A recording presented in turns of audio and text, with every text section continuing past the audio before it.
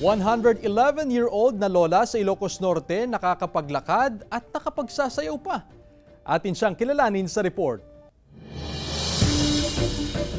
Hinahangaan ang 111 taong gulang na lola sa Banggi, Ilocos Norte. Sa kabila ng kanyang edad, kaya pa rin ni Lola Herminia Gases o mas kilala sa tawag na Lola Mining na makapaglakad, sumayaw at umawit. Ipinanganak siya sa kanilang bayan noong May 14, 1912. Nakatanggap din siya ng benepisyo mula sa DSWD.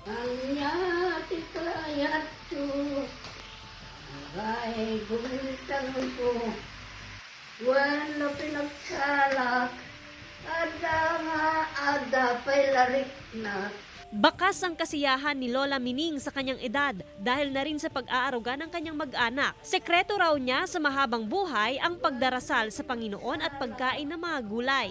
Umiinom din siya ng basi o wine. Oray nga no, kayat da.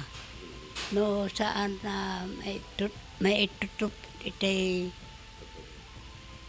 kaada nanti rabaw tinaga. Ano tama ba? Nama mo tayo maipili. Matay ka na ta. Niya lang alam ko yung laging natawag sa Panginoon pagka may karamdaman. Yun lang. Feeling natin na medyo kung maaari tumagal-tagal pa ng konti buhay niya para na walang sakit. Sa ngayon, paglalakad araw-araw ang kanyang ginagawa bilang ehersisyo. Joan Punsoy, One North Central Luzon.